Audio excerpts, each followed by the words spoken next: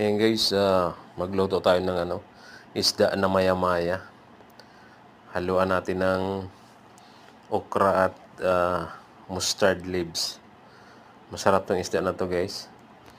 Bago natin lagyan ng sabaw, prito muna natin yung isda para mas mabango siya mga idol. Maya-mayang isda to mga idol. Kakaiba tong isda. Masarap kasi ito, may sabaw. Tapos asiman natin ng kalamansi.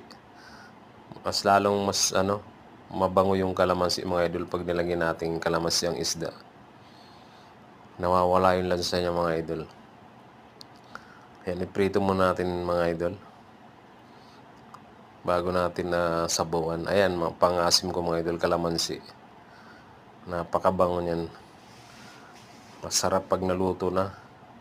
Ang sarap ng sabaw ng lasa at mabango. Ngayon, pinakulo ko na nga pala yung sangkap niya. At ilagay natin yung okra. At may siling green. Tapos lagyan natin yung daon ng mustard. Tapos patong na lang natin yung isda sa ibabaw. Ngayon, masarap yan guys pag naluto guys. Ang sarap ng sabaw. Ayan. Tapos pakuluin na natin.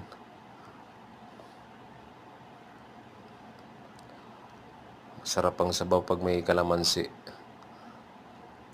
Ayan guys, ilagay natin guys yung kalamansi guys. Ito ang nagpapasarap dito, yung kalamansi. At mabango siya.